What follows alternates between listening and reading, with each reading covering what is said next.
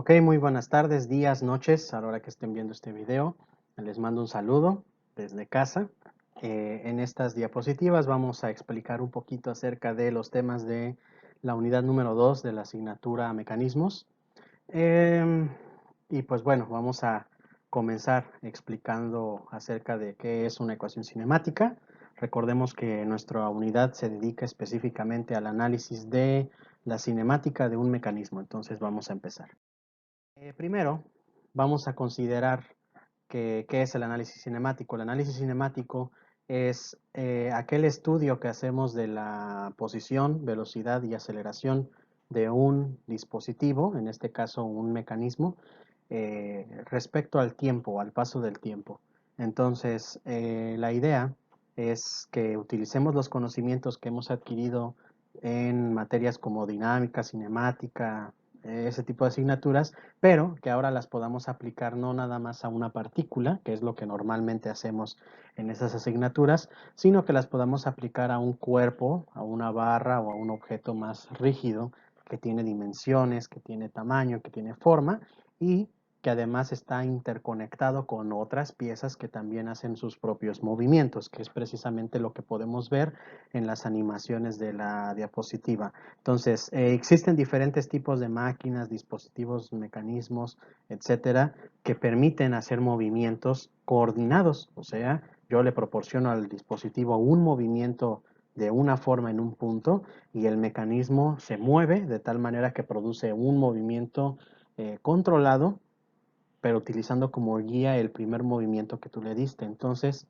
esos movimientos merecen la pena ser estudiados porque con el estudio de la velocidad y sobre todo de la aceleración, por ejemplo, puedo multiplicar ese valor por la masa y obtener la fuerza, que sería aplicar la segunda ley de Newton, y después con ese valor de fuerza puedo dividirla entre el área y con eso obtener un valor de esfuerzo, que es algo que ya vieron en resistencia de los materiales. Entonces, es así como todas las ciencias de la ingeniería se conectan. Y bueno, ¿y para qué me sirve saber la fuerza que se le aplica a un mecanismo? Pues necesito saber si las piezas que yo pretendo conectar de cierta manera van a resistir la fuerza a la cual van a estar sometidos en función de la velocidad. ¿Qué es lo que pasa? Que mientras más rápido se muevan las piezas, más fuerza van a tener que soportar. Es por eso que si un motor tú lo revolucionas, no sé, pongan ustedes a 2000, a 3000 RPM, pues a lo mejor aguanta, ¿no? Hasta cierto punto, pero si tú lo revolucionas a 7000, a 8000, pues ¿qué va a pasar? Pues se va a descomponer en algún punto, ¿no? O sea, alguna pieza va a fallar, se va a romper alguna junta y entonces ahí va a haber un problema porque el mecanismo no va a soportar la velocidad o la aceleración que tú le estás solicitando. Principalmente los problemas son de aceleración, los que se tienen. Y pues bueno, las ecuaciones que vamos a presentar el día de hoy tienen que ver precisamente con ese análisis. Es la primera parte donde yo solo calculo la aceleración en función del tiempo. Y eso es lo que vamos a ver. Para recordar, posición, velocidad y aceleración son los tres parámetros principales que se analizan en cualquier cinemática o en cualquier dinámica de un mecanismo, sea cualquiera de las dos. Recordemos que ustedes en la tarea tienen que desarrollar cómo se hace el análisis dinámico del mecanismo. Nosotros aquí en clase vamos a atender la parte cinemática del mecanismo. Y pues bueno, dice ahí que el análisis cinemática requiere calcular posición, velocidad y aceleración y que las ecuaciones cinemáticas varían en función del tipo de movimiento que presentan los eslabones y los vectores del mecanismo. Ahora, esa velocidad, posición y aceleración se calculan utilizando los valores propios de la geometría del material o del elemento que estoy diseñando. No utilizo los valores de fuerzas externas, el peso de las piezas, etcétera. ¿Por qué no? Porque eso ya sería un análisis dinámico. En el análisis cinemático solo se consideran las características geométricas de los materiales. Entonces, para esos efectos, las magnitudes de posición, velocidad y aceleración pueden ser de dos maneras. Pueden ser traslacionales, que serían las que están en medio en la tabla, o rotacionales, que son las que están a la derecha. Entonces, noten que las partes rotacionales están representadas en letras griegas, las cuales son en orden en el que aparecen teta, omega y alfa. Teta, omega y alfa. Eh, Noten muy bien que la letra es diferente a las letras normales del alfabeto, entonces sí vale la pena que nos acostumbremos a llamarle omega a la velocidad rotacional y llamarle alfa a la velocidad, a la aceleración rotacional. Utilizar esos nombres y no los nombres que los podríamos asociar, porque por ejemplo ahí la alfa pues parece una A y la omega parece una W, pero no lo son, son letras griegas.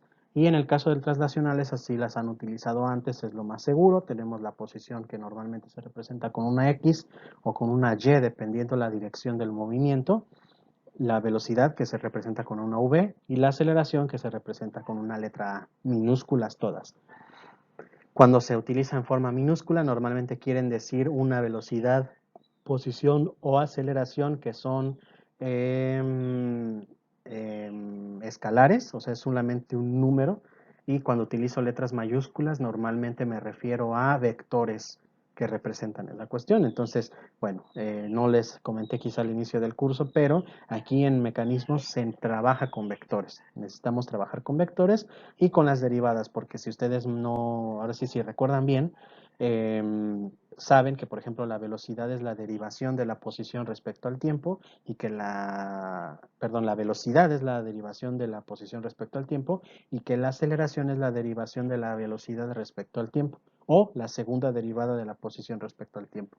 Entonces, todo eso se necesita poder hacer para poder presentar las ecuaciones que vamos a ver a continuación.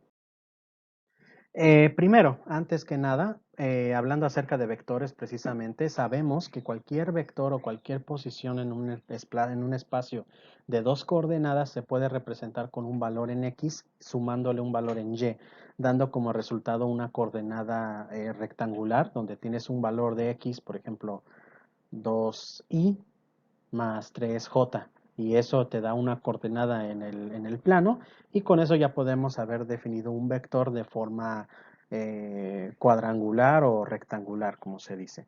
El asunto de eso es que se queda corta esa definición en sentido de que a veces no poseo las medidas de longitud de X y de Y, sino poseo la distancia que hay desde el origen hasta el punto y el ángulo de inclinación.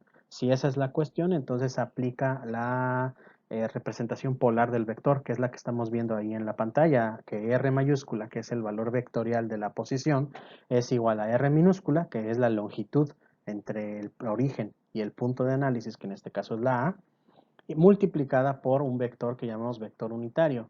El vector unitario consiste en la suma de dos valores de I y J, que están multiplicadas cada una de ellas por un valor trigonométrico. En el primer caso, en el de la I, es por coseno del ángulo y en el segundo es por el seno del ángulo. Normalmente esa es la distribución, que para la I, que sería la X, se va a usar el coseno siempre, y para la Y o para la J se va a utilizar el seno siempre. ¿Cómo sé cuál se usa con cuál? Pues bueno, en realidad tengo que hacer un triángulo trigonométrico y aplicar las fórmulas de trigonometría, donde yo sé que, por ejemplo, el seno del ángulo es igual al cateto opuesto dividido entre la hipotenusa y el coseno es el cateto adyacente dividido entre la hipotenusa. Y de ahí hacer un despeje y con eso encuentro el valor de R por coseno y de R por el seno para X y para Y respectivamente. Entonces, todo eso se puede contraer a una sola letra, que es la U, con un símbolo en forma de triángulo en la parte superior, que es de la manera en la que se define el vector unitario. Entonces, el vector unitario, dice ahí, se define como, la U se define como el vector unitario de R mayúscula, donde R minúscula es la magnitud del vector, la longitud del vector, y teta es la orientación del vector. Noten que esa orientación está siempre dada respecto a la horizontal. ¿Cuál es la horizontal? El eje X.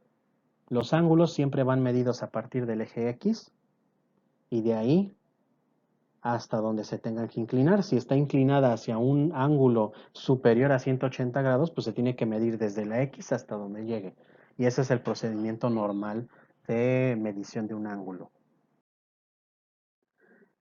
Entonces, los vectores unitarios son precisamente esa suma algebraica. Ahí en la primera de las líneas podemos ver la representación rectangular del vector, que sería un valor en X para Y más un valor en Y para J, pero que eso se puede traducir a la versión polar, que es lo que va a hacer en este momento, multiplicar R por el vector unitario, que sería el conjunto de coseno de teta de i y seno de teta de j.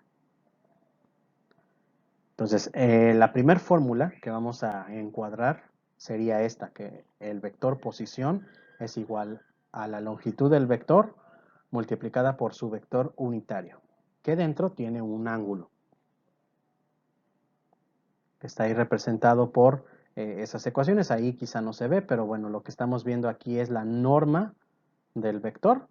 Nada más para saber que es unitario, pues nosotros sabemos que hay una identidad trigonométrica que dice que si yo elevo al cuadrado el coseno de un ángulo y después por otro lado elevo al cuadrado el seno de ese mismo ángulo y sumo esos dos valores, el resultado es 1.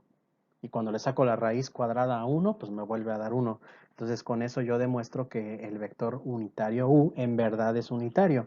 Dicho de otra manera, que su módulo o su longitud es 1.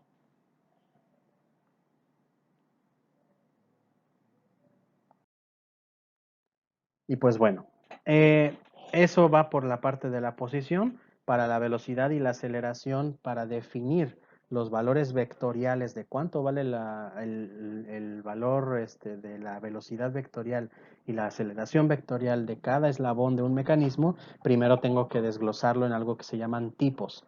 Ajá. Entonces, para eso vamos a hablar un poquito acerca del análisis de velocidad y aceleración. Y dice, como se había mencionado, el análisis de velocidad y aceleración tienen aproximaciones diferentes si el eslabón o, dicho de otra manera, el vector presenta un tipo de movimiento diferente. Recordemos cuáles son los tipos de movimientos básicos. Son el movimiento lineal, ajá, y el movimiento rotacional. Uno altera la posición del objeto en el espacio y el otro altera la orientación del objeto en el espacio. Entonces, si yo hago las combinaciones posibles entre esos dos movimientos, tenemos 4 casos. Desde el 0 al 3, el primer caso sería el caso 0, donde la magnitud y la orientación, o sea, ninguna de las dos variables, por así decirlo, pues varían. O sea, ¿qué quiere decir? Que tengo una magnitud y una orientación fijas. En el caso 1 sería una magnitud variable, o sea, la longitud del vector puede cambiar, pero su orientación no cambia. En el caso 2, lo que cambia es la orientación, pero la magnitud del vector, o sea, la longitud del vector siempre es la misma. Tienes un vector que siempre mide la misma longitud, pero que está girando o dando vueltas en el plano. Y por último, el caso más complicado, el más elaborado, donde el vector cambia de longitud y también puede girar al mismo tiempo. Entonces ahí ya tienes un caso adicional al análisis original. Empezamos con el caso 1, que sería un vector con magnitud variable, o sea, la longitud del vector varía, pero la orientación se mantiene fija. Y aquí la derivación es muy simple, que es la que vamos a observar en la animación. Por ejemplo, esa figura que ahí estamos viendo, que se movió hacia la derecha, podría representar una corredera, por ejemplo, ¿no? Por ejemplo, en un mecanismo de 4 barras eh, ¿cómo se llama? De que tuviera corredera. El menos, de hecho, el ejemplo que vimos en la unidad pasada, precisamente tenía una corredera que hacía ese movimiento, ¿no? Como moverse de izquierda a derecha, que es lo que acaba de hacer la figura verde que está ahí. Entonces, con ese movimiento yo puedo plantear un sistema vectorial de posición y después derivarlo para obtener la velocidad vectorial y volverlo a derivar para obtener la aceleración vectorial. Entonces, primero defino como X la longitud variable de la posición de ese objeto de manera escalar. Entonces la figura verde se mueve una cantidad de metros o de milímetros o de centímetros que voy a llamar X minúscula. La Y es el vector unitario de la dirección del movimiento, o sea, la figura se está moviendo en el eje X, por lo tanto voy a tener la Y como su vector unitario y pues la componente de ambos sería la R mayúscula, que es el vector de movimiento o de posición. Entonces la posición ya la habíamos definido antes, es R por U, donde U es el vector unitario, pero en este caso particular que el movimiento solo es en X, la Y o la J va a ser 0 siempre. Por lo tanto, solamente va a tener un valor en U, que sería el de la Y. Entonces puedo cambiar la U por Y y puedo cambiar la R por la X, que es lo que va a pasar ahí adelante. Hago ese arreglo y pues es ya mi fórmula final. Y de ahí la velocidad consiste en derivar la fórmula amarilla. la derivada de la posición respecto al tiempo, que te da la derivada de x por y ahí es una derivada de un producto de funciones. Entonces recordemos que la derivada de un producto de funciones tiene una fórmula que se desarrolla, que es la que aparece ahí adelante, la derivada del primero por el segundo más el primero por la derivada del segundo. Entonces esa ecuación hay que resolverla para obtener cuánto vale la velocidad vectorial.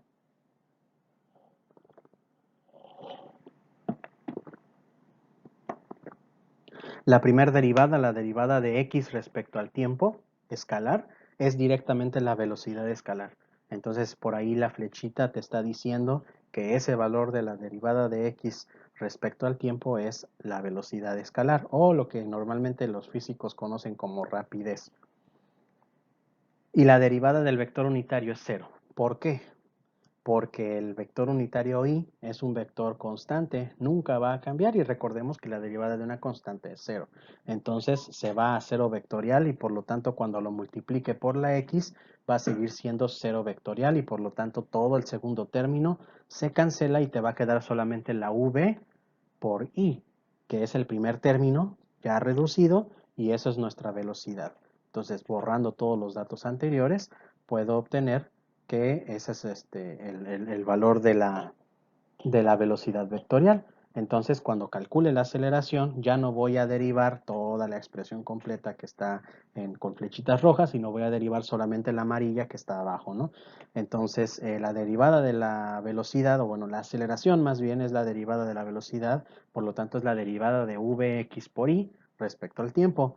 Y eso otra vez es un producto de funciones y si se dan cuenta tiene la misma forma que la derivada que está en la velocidad. Es igualita, lo único que cambia es que en vez de ser x, es vx. Por lo tanto, pues voy a predecir que el primer término se va a conservar, que va a ser la derivada de v entre dt por i, donde esa derivada de v entre dt va a ser la a minúscula de la aceleración, multiplicada por el vector unitario i, más un elemento que se va a ir a cero, porque te va a quedar otra vez la derivada del vector unitario i respecto al tiempo, entonces se va a cancelar el segundo término y ya solamente va a quedar otra vez el primero, entonces te va a quedar que la aceleración es ax por i. Esas tres fórmulas son las básicas para poder calcular la velocidad y la aceleración del caso 1. Y pues bueno, ahí podemos borrar las ecuaciones, bueno, el procedimiento y quedarnos solo con las ecuaciones y pues ahí tenemos nuestras tres fórmulas, ¿no? En segundo caso, tenemos exactamente el mismo movimiento, pero va a ser esto respecto a J, o sea, en Y. Entonces la corredera, dicho de otra manera, ya no se va a desplazar de izquierda a derecha, sino se va a desplazar de arriba hacia abajo. Entonces ahí vean que ese eslabón color rojo, noten que es de otro color para que se entienda que es otro diferente. Se movió hacia arriba. Entonces hay una distancia y que se movió, un vector unitario j y el vector de posición r. Entonces el vector de posición r, si se dan cuenta, es igualito al de la posición en x, solo que en vez de ser x, pues es y porque está hacia arriba, y en vez de ser y, es j porque está igualmente hacia arriba. Entonces, si yo hiciera la derivación de esa YJ, voy a obtener un caso muy similar al del anterior, por lo tanto puedo predecir que la velocidad va a ser BY por J, y pues ¿cuánto va a ser la aceleración? Pues AY por J, ¿no? Ahí está. Y el último caso, que ahí me parece no se va a observar bien porque ahí está mi cuadrito de la cámara que no he encontrado cómo moverlo con el software, es este cubito color azul que, bueno, se desplaza de forma eh, inclinada, ¿no? O sea, no se está ni desplazando ni de izquierda a derecha ni de arriba hacia abajo, sino inclinado como en una rampa, ¿no? Entonces, en este caso ya no hay ni X ni Y de forma directa, hay una distancia nada más que vamos a representar con la letra D minúscula y un ángulo de inclinación θ, que es importante colocarlo, y el vector unitario u, donde ese vector unitario u ya es una combinación entre la i y la j, ahora sí, a diferencia de los casos anteriores donde tenía solamente uno o solamente el otro. Aquí sí aparecerán ambos. Eso no cambia en ningún momento la ecuación, solamente cambia los símbolos que se utilizan para representarlo, como vamos a ver ahorita. Por ejemplo, el primer elemento sería r mayúscula, que es el vector unitario r, y pues acá es igual a la distancia multiplicada por el vector unitario u, automáticamente. Entonces, ¿cómo van a ser los otros dos? Pues uno, pues la derivada de ese vector es la derivada de d minúscula por u respecto al tiempo, y esa es una derivada de otro producto de funciones, donde va a quedar una derivada de d entre el tiempo por el vector unitario u más la d por la derivada del vector unitario entre el dt. Aunque el vector unitario ya dentro tiene valores de teta, ya no es como las anteriores que tiene solamente una x o una y, eso no quiere decir que se mueva. De hecho, la parte de arriba dice que la orientación es fija. ¿Eso qué quiere decir? Que la rampa no se puede cambiar de inclinación en ningún momento. Entonces, si la rampa no cambia de inclinación, pues la derivada es cero. Entonces va a pasar lo que ya había sucedido antes, que el segundo término de la ecuación, que es la derivada del vector unitario, se va a cancelar a cero y solamente te va a quedar la derivada de la distancia entre el tiempo, que sería igual a la velocidad. Y por ahí va a aparecer el término. Vamos a avanzarlo porque aquí de todas formas no se ve. Ahí está. Sería la velocidad lineal es igual a la v por u. Ese es el valor de la velocidad vectorial. Y pues la aceleración vectorial pues te va a pasar exactamente lo mismo, ¿no? La aceleración vectorial es igual a la aceleración multiplicada por el vector unitario, que es de esta manera. Esas fórmulas azules que están del lado derecho, que están acá, son las fórmulas generales que vamos a utilizar nosotros más adelante. Esas fórmulas azules. Las otras dos son importantes también, pero las fórmulas generales, porque no sabemos si la corredera va a estar o no va a estar inclinada, entonces vamos a utilizar esas fórmulas en color azul.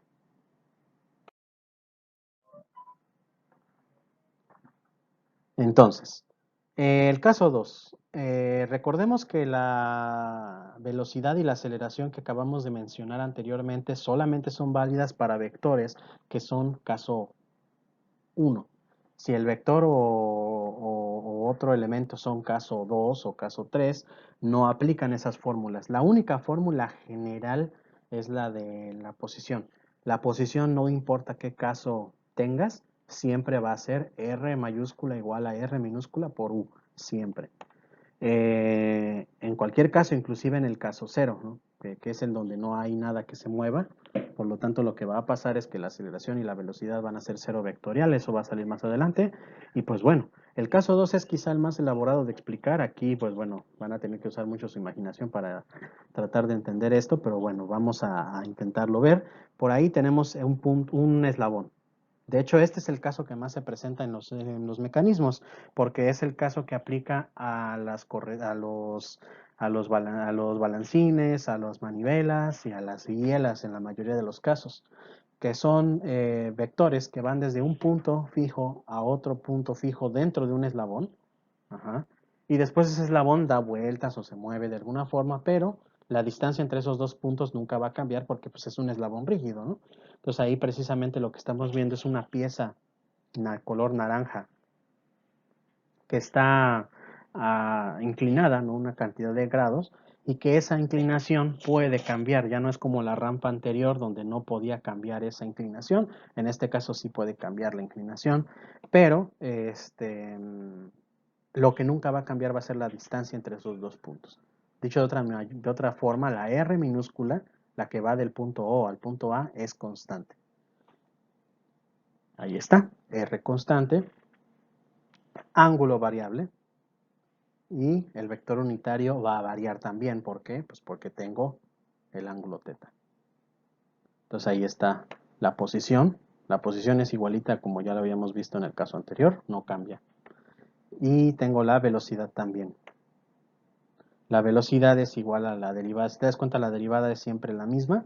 Lo único que va a cambiar es cómo resuelvo esa derivación debido a que no siempre hay constante y variable los mismos datos. Por ejemplo, en este caso, cuando hago la división de ese producto de funciones para hacer la derivación, me voy a encontrar con que ahora el vector unitario ya no es constante. Por lo tanto, ya no lo voy a poder cancelar el segundo término. Pero el primer término sí lo puedo cancelar. ¿Por qué? Porque ahora resulta que la derivada del radio o de la longitud que es constante, pues ahora sí va a ser cero. Por lo tanto, el primer elemento se va a cero pero el segundo sobrevive. Entonces la derivada de la posición o la velocidad vectorial es igual a R, que multiplica la derivada del vector unitario respecto al tiempo. Esa podría ser la fórmula, pero hay una manera más elegante matemáticamente hablando de expresar esa igualdad o ese producto de funciones que vamos a desarrollar de manera matemática mediante el producto cruz. Entonces, dice ahí, calculando el vector, la derivada del vector unitario. Entonces, por un lado sabemos que pues la derivada del vector unitario es derivar ahí cuando aparezca una c significa coseno, cuando aparezca una s significa seno. Entonces es la derivada respecto al tiempo del coseno de teta por i más el seno de teta por j. Entonces si yo hago la derivada, o sea, puedo hacer la derivación, por ejemplo, derivar el coseno de teta por i, ¿no? Y derivar el seno de teta por j, entonces me quedan estas expresiones matemáticas que sería, en el caso del coseno, sería menos seno de teta por la diferencial del ángulo respecto al tiempo, más en i, más el coseno del ángulo por la derivada del ángulo respecto al tiempo en j. Ahí hay que ver que este término no se olvide, ¿no? O sea, los dos términos, ¿no? O sea, la derivada de teta respecto al tiempo es importante saber que existen, porque por ahí se olvida a veces poner ese término. Muy bien, entonces me queda ese término circulado en rojo que acabo de poner ahí, se está cambiando por omega. Recordemos que omega es la velocidad rotacional o la velocidad angular escalar del dispositivo o del objeto que está en giro. Recordemos que esta pieza está girando, no está trasladándose, está girando. Entonces, la derivada del vector unitario respecto al tiempo queda menos seno del ángulo por omega por i más coseno del ángulo por omega en j. Entonces, esa es la fórmula número 3. Es otra forma de escribir esa ecuación utilizando el producto cruz. Vamos a ver si se alcanza a percibir completo esta idea. Es aplicando este concepto del producto cruz. Aquí, bueno, lo voy a presentar de forma relativamente rápida porque pues esto es algo que en teoría deberían saber y pues bueno, se puede explicar en otra ocasión. Yo estoy definiendo al vector omega. Noten que hay un vector omega aquí, que es distinto a esta otra omega. ¿En qué se diferencian? En que la omega que tiene una raya arriba es un vector y la omega que no la tiene es un escalar. Son omegas diferentes. Entonces, de hecho, la igualdad o la relación que hay entre ambas es que cuando la omega normal la tengo multiplicada por k, se convierte en omega escalar, vectorial, perdón. ¿Por qué k? Porque está sobre z. El giro que se está presentando en el eslabón se está dando sobre el eje Z. Eso es algo que hay que tener bien en claro. Que sobre Z, o sea, aunque estamos trabajando en el plano, el giro se está dando sobre el eje Z. Eso es algo importante de acordarse. Multiplicada por el producto de el vector unitario, que es el que está dado aquí de coseno del ángulo en I más el seno del ángulo en J.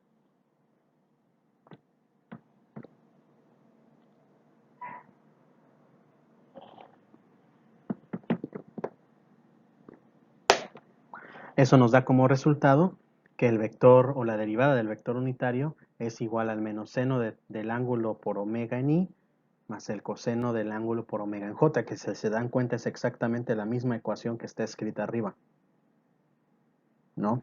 O sea, en 3 y en 4 las dos ecuaciones son las mismas. ¿Cómo se hizo el producto cruz? Bueno, tendrías que hacer bueno, normalmente la forma en la que se saben hacer el producto cruz ustedes es colocando una matriz de 3 por 3, poniendo i, j y k en la parte de arriba.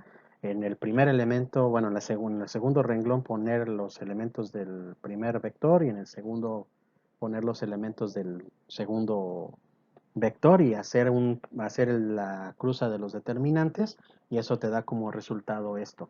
Y pues sí, si desean hacerlo ahí en sus apuntes, háganlo, hagan ese desarrollo matemático para encontrar el producto cruz entre omega k y coseno de teta en i más el seno de teta en j y después obtener ese valor que ahí puse subrayado en rojo que se trae el número 4. Entonces eso es lo que da como resultado. Y bueno, ¿a qué conclusión podemos llegar? Pues que podemos escribir la derivada del vector unitario respecto al tiempo como el producto cruz entre omega vector y el vector unitario.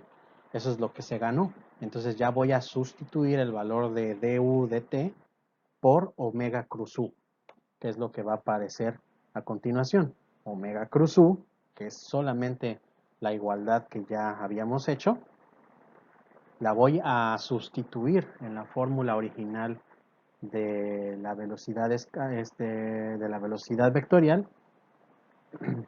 Y pues lo que va a pasar es que tengo, bueno, lo voy a escribir aquí arriba porque no se ve ahí. Entonces tienes v vectorial igual a r minúscula que multiplica a omega vectorial cruz u. Así mero. Entonces, la r, o sea, esta r, puedes, así como en una multiplicación normal, ¿no? La puedo introducir a el producto cruz en el punto donde yo quiera. Lo puedo introducir, por ejemplo, donde está la omega vectorial o donde está la u vectorial. Entonces, la voy a poner con la u, porque es lo que más nos conviene para expresar esto en de una mejor manera. Entonces voy a poner que la v es igual a omega vectorial cruz R minúscula por U. Y si se dan cuenta, esa R por U minúscula es, pues esto, la posición. Entonces puedo yo escribir que la velocidad vectorial es igual al vector omega cruz R mayúscula, que es lo que va a aparecer en la parte de abajo y que no se ve por la cámara, ¿no? No sé cómo quitarla, entonces por eso no lo modifico.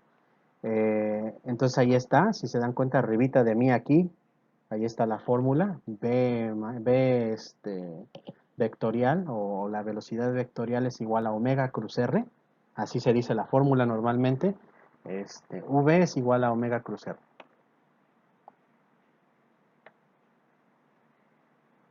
Y ahí está, esa sería la fórmula. Ahora tengo que borrar todo para poder proceder con el siguiente. Vamos a quitarlo todo, hacer una pequeña pausa en lo que borramos. No es tan fácil como parece y aparte queda todo feo, pero bueno.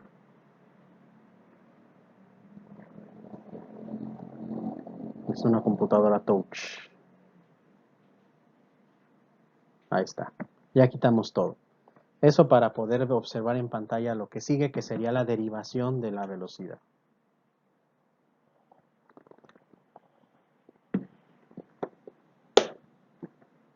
Y entonces tengo la aceleración.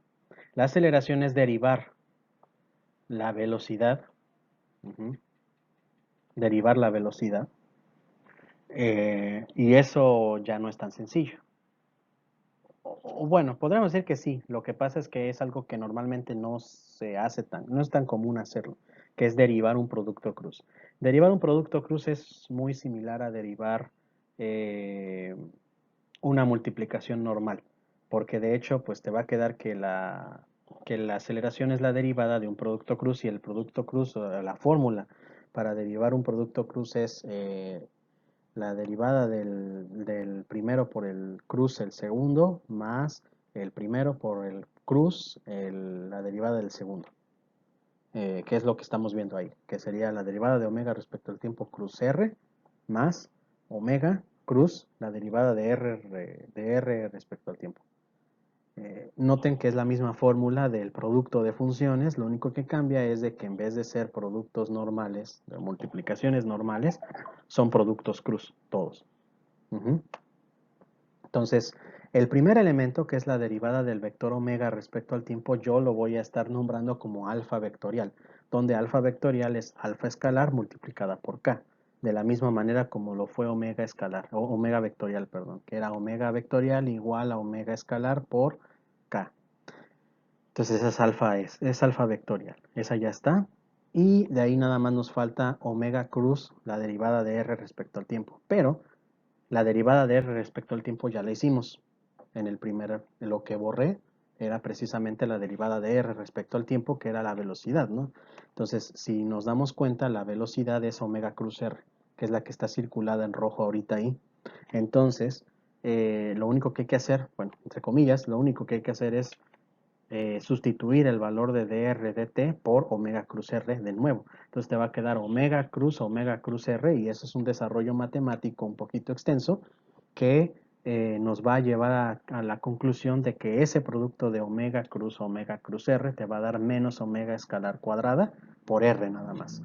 Entonces, ese desarrollo nos los estamos saltando como omega cruz r resulta en menos omega cuadrada escalar por r.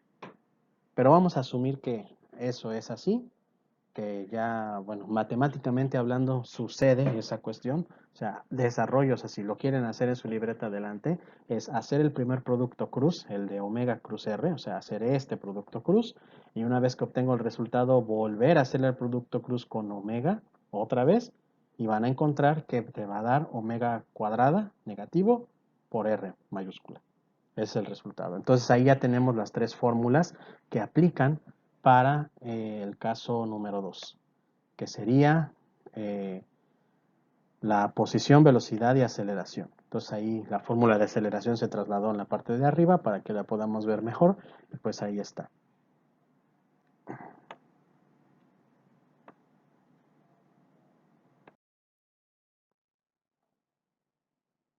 En el caso 3 tenemos una figura que no es tan común de encontrar en un mecanismo, que es una corredera cuyo riel puede moverse. Dicho de otra manera, puede rotar y puede cambiar de longitud al mismo tiempo, que es el caso 3, que es el caso más elaborado de los 3 que hay, que es donde tanto la r, que es la longitud del vector, varía, como el ángulo varía también. Entonces, el vector unitario cambia y la longitud cambia también. Todo es variable. Por lo tanto, en la fórmula de donde tengo dos derivadas o el producto de un elemento por algo que se deriva, no voy a poder eliminar o no voy a poder cancelar ninguno de los dos términos. Afortunadamente ya hicimos el caso 1 y el caso 2, donde ya llevamos matemáticamente hablando el desarrollo de cómo hacer las derivadas por secciones, de tal manera que podemos hacer como una suma de eso para obtener el nuevo resultado. Entonces recordemos, la posición es la misma para los 4 casos que existen. La velocidad es derivar eso, derivar este producto de funciones, donde esos dos términos ninguno se cancela. ¿Por qué? Porque tanto el ángulo que está dentro de u como la r minúscula, ninguno cambia. Entonces solamente puedo cambiarlos por nombres de variables, como por ejemplo la v, y como todo ese elemento de la derivada del vector unitario, que ya sabemos que es omega cruz u. Entonces, la velocidad es igual a v por u más r multiplicado por omega cruz u, que si se dan cuenta es, pues el r por omega cruz u ya lo habíamos desarrollado y era omega cruz r mayúscula, y pues el otro término se queda como está, y puedo yo cancelar todo eso y decir que la velocidad es igual al vector, perdón, a la velocidad v escalar multiplicada por el vector unitario más el omega vectorial cruz r mayúscula, que es la posición. Entonces noten ustedes que la velocidad en el caso 3 no es otra cosa más que sumar el caso 1 y el caso 2. De hecho, eso lo podemos poner aquí, que el primer elemento es el caso 1, que ya habíamos analizado 2 diapositivas antes, y el segundo es el caso 2, que analizamos la diapositiva pasada. Entonces ahí están. Sumo el caso 1 y el caso 2 y eso me da automáticamente el caso 3. Entonces podría uno pensar que la aceleración pues va a ser lo mismo, ¿no? Igual de agarrar el caso 1 y el caso 2 y sumarlos y ya tengo el caso 3. Y casi es así. Solamente hay un término cruzado que vamos a obtener ahorita que no aparece ni en el caso 1 ni en el caso 2, pero sí aparece en el caso 3. Entonces, la aceleración consiste en derivar la velocidad. Entonces, es derivar esa expresión que es una suma de dos expresiones que además cada una de ellas está multiplicada entre sí. Por lo tanto, van a aparecer 4 términos que tengo que resolver.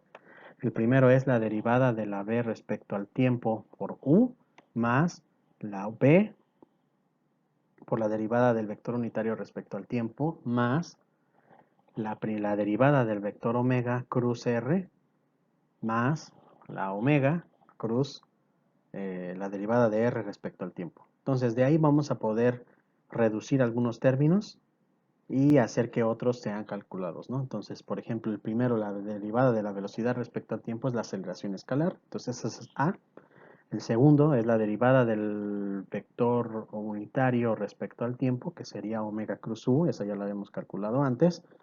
El término de la derivada del vector omega respecto al tiempo es la aceleración, es alfa.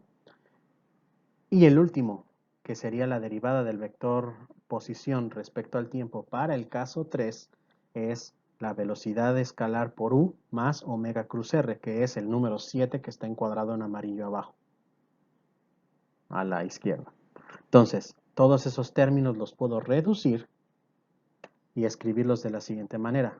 A por el vector unitario más v que multiplica a omega cruz u más alfa cruz r más omega cruz un producto, una suma de funciones que sería b por u más omega cruz r. Entonces, ¿cómo se resuelve este omega cruz omega, todo esto? Vaya, de esa expresión. ¿Cómo se resuelve? Pues es una multiplicación, se aplica la propiedad distributiva del producto cruz, donde podemos decir que por un lado tenemos el omega cruz b por u y por otro lado tenemos omega cruz r y sumados, ¿no? Para que dé el resultado de la suma y eso es lo que se hace. Entonces ahí lo que vamos a poner es a por u más esos dos términos que aparecen ahí son iguales.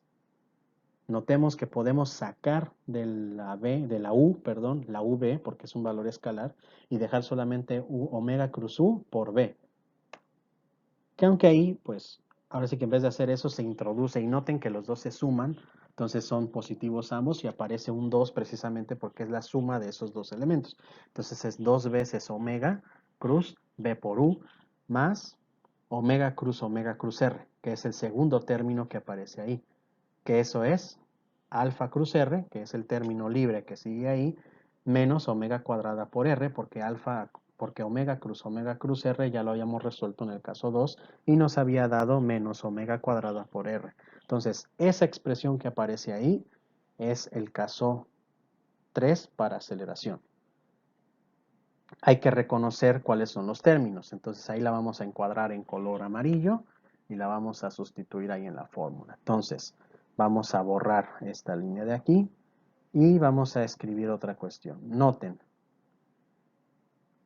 A por U, perdón, es el caso 1 de la aceleración. Alfa cruz R menos omega cuadrada por R es el caso 2.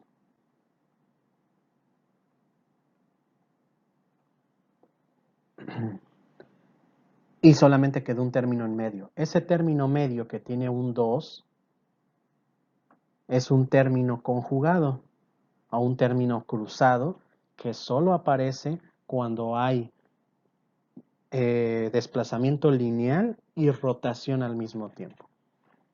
Hay algo que se llama efecto Coriolis. El efecto Coriolis es precisamente un efecto de desplazamiento que tiene un objeto, que sufre un objeto por causa de una rotación. Hay unos videos muy interesantes acerca de eso en internet, podrían buscar. Uno es un experimento muy, relativamente simple, ¿no? Donde tú tienes dos balones de baloncesto y estás parado en una altura muy elevada, ¿no? Entonces, en un experimento, hay un lago en la parte de abajo, ¿no? Entonces, en un experimento tú agarras esa bola, la sueltas nada más, o sea, así como está, la sueltas y nada más observas cómo cae hasta la parte de abajo y pues se da más o menos una caída libre en el sentido vertical hasta donde tiene que caer la pelota, ¿no? Y el otro experimento es agarrar una misma pelota de las mismas características y en vez de nada más dejarla caer, la dejas caer pero la giras al mismo tiempo. O sea, le induces una rotación para que caiga dando vueltas también. Entonces, ¿qué es lo que le pasa a esta segunda pelota? No cae en línea recta así, sino que cae en una especie de parábola. y se va, y se va, y se va, y cae en otro lugar. Ese efecto se llama efecto Coriolis y está asociado precisamente a la aparición de ese término cruzado que tiene el 2 omega cruz b por u en la ecuación matemática. Es algo que solo sucede cuando el objeto gira y se desplaza a la vez. Dicho de otra manera, si tú estás girando, ¿no?, eso afecta tu capacidad de trasladarte. Entonces, cuando no quieres que algo influya en tu capacidad de desplazamiento, pues no des vueltas. O sea, imagínate, es como si estuvieras caminando, intentar caminar dando vueltas al mismo tiempo, pues es muy difícil que te vayas derecho, ¿no? Por dos motivos, ¿no? Ahí no nada más por ese efecto, sino también porque pues te vas a marear, obviamente, ¿no? Pero ese efecto solamente aparece cuando los dos términos cuando se presenta que gira y se traslada a la vez. Entonces, ahí tenemos las fórmulas generales ya. Las fórmulas del caso 1, las fórmulas del caso 2 y las fórmulas del caso 3. Noten que en los tres casos y el caso 0, que es el que sigue a continuación, la fórmula de la posición es la misma fórmula. Las que cambian son velocidad y aceleración nada más. Bueno, y el caso 0, faltó el caso 0. Dice ahí, debido a que el vector no tiene componentes variables, la velocidad y la aceleración van a ser cero vectorial. Nótese que cero vectorial es distinto de 0,0,0. O sea, una cosa es decir 0 nada más, y diferente es decir 0 vector.